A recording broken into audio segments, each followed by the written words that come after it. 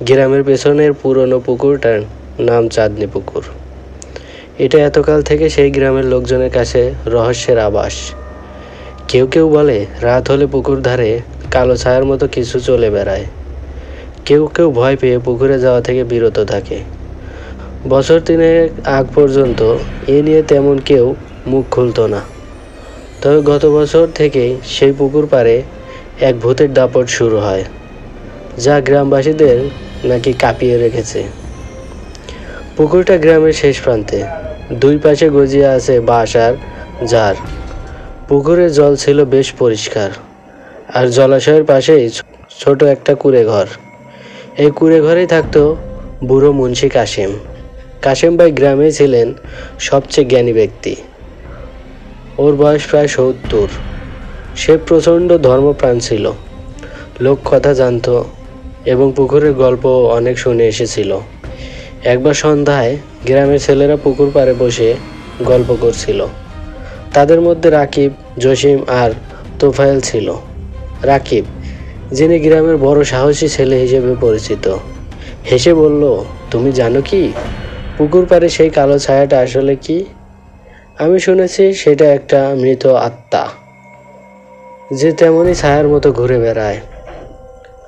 জসিম কাঁপতে কাঁপতে বলল, আমি দেখেছি সেই ছায়াটা। এক রাতে যখন সবাই ঘুমিয়েছে, আমি পুকুর পাড় দিয়ে হেঁটে যাচ্ছিলাম।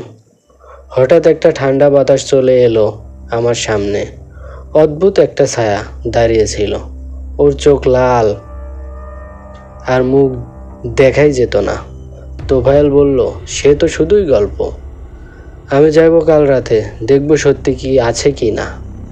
সেদিন রাতে 3 বন্ধু চুপি চুপি পুকুর পাড়ে গেল। তারা কিছুক্ষণ বসেছিল, জোরে জোরে হাসাহাসি করছিল, নিজেদের সাহস দেখানোর জন্য। কিন্তু রাত যত গভীর হচ্ছিল, পুকুরের কাছ থেকে অদ্ভুত শব্দ আসতে শুরু করলো। ফিস ফিস শব্দ, যেন কেউ নাম ধরে ডাকছে। রাকিব, তুমি কিছু শোনো? জসিম হঠাৎ বলল, না, তুই একটু বেশি ভাবছিস, রাকিব জবাব দিল। হঠাৎ পুকুরের ধারে থেকে অন্ধকারে একটা ছায়া ধীরে ধীরে এগিয়ে আসতে শুরু করলো। তারা চমকে উঠল। রাকিব সাহস করে ছায়ার দিকে এগিয়ে গেল, কিন্তু সেই ছায়াটি তাদের দিকে তাকিয়ে হেসে উঠল না, বরং অদ্ভুত একটা চিৎকার দিয়ে বাতাসে মিলিয়ে গেল। তারা দৌড়ে গ্রামে ফিরল। পরের দিন সকালে গ্রামের বড়রা শুনে বুড়ো মুন্সির কাছে গেল। মুন্সি কাশেম বলল, এটা সেই মায়ার আত্মা, যে 50 বছর আগে পুকুরে ডুবে মারা গিয়েছিল। সে দুঃখ আর রাগে আত্মহত্যা করে। তার কথা শুনতে গেলে কেউ কেউ পাগলও হয়ে যায়। এরপর থেকে গ্রামের লোকজন পুকুর পাড়ে রাতে যাওয়া বন্ধ করে দিল। কিন্তু এই ছায়াটা যেন থামেনি। রাত 3টা থেকে 4টার মধ্যে পুকুর পাড়ে নানান গর্জন, ফিসফিস শব্দ এবং হাহাকার শোনা যায়। কেউ পুকুরের কাছে গেলে হঠাৎ অদ্ভুত ঠান্ডা বাতাস লাগে, আর অজানা ভয় তাদের গ্রাস করে। একদিন গ্রামের নবীন শিক্ষক সোহেল সাহস করে সিদ্ধান্ত নিল, সে রাতে পুকুর পাড়ে যাবে এবং সত্যটা জানবে। সোহেল ছিল অত্যাধুনিক, লোককথা বিশ্বাস কম, তাই সে মনে করলো কিছু লোককাহিনী ছাড়া আর কিছুই নয়। সন্ধ্যার আগে সে পুকুর পাড়ে গেল। সঙ্গে ছিল একটা টর্চ লাইট আর একটু জিনিসপত্র।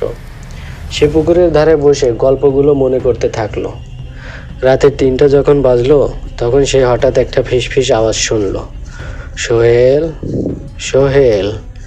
সোহেল থমকে গেল, কিন্তু নিজের উপর নিয়ন্ত্রণ রেখে বলল, তুমি কে? কেন আমাকে ডাকছো? কিছুক্ষণ নীরবতা।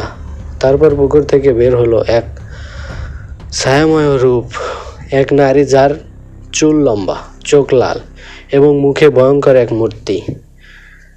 আমি আরা, এক নরম অথচ মর্মস্পর্শী কণ্ঠে সে বলল, 50 বছর আগে আমি এখানে ডুবে মারা গিয়েছিলাম। আমার মৃত্যুর পর কেউ আমার মিশন শেষ করেননি। আমার প্রতিশোধ নিতে হবে। সোহেল ভয় পেলেও জিজ্ঞাসা করলো, তুমি কি চাও? আমি সাহায্য করতে পারি? আরা বলল, আমার মায়ের স্মৃতিস্তম্ভ নির্মাণ করো আর আমার আত্মার শান্তির জন্য প্রার্থনা করো, না হলে আমি তোমার জীবনটাও নিয়ে নেব। সোহেল সিদ্ধান্ত নিল সে গ্রামের লোকজনকে নিয়ে স্মৃতিস্তম্ভ নির্মাণ করবে। তিনি গ্রামের প্রধানের কাছে বিষয়টি বললেন। প্রথমে সবাই বিশ্বাস করেনি, কিন্তু সোহেলের কথায় তারা রাজি হলো। কয়েক সপ্তাহের মধ্যে স্মৃতিস্তম্ভ নির্মিত হলো পুকুর পাড়ে। প্রতিদিনই সবাই সেখানে গিয়ে প্রার্থনা করতে লাগলো। তারপর থেকে পুকুর পাড়ে ভূতের দেখা মিলল কম। পুকুরের ওপর থেকে ফিসফিস শব্দ কমে গেল, আর রাতে ভয়ানক ছায়া আর দেখা গেল না। গ্রামের মানুষ আবার পুকুর পাড়ে স্বাভাবিক হয়ে ঘুরতে লাগলো। তবে অনেকেই বিশ্বাস করত আরার আত্মা এখন শান্ত, কিন্তু যদি কেউ স্মৃতিস্তম্ভ ধ্বংস করে তাহলে সে আবার ফিরে আসবে। আর তাই পুকুর পাড়ে সেই ভূতের গল্প আজও গ্রামে ঘুরে বেড়ায়, এক রহস্য, এক ভয়ের নাম।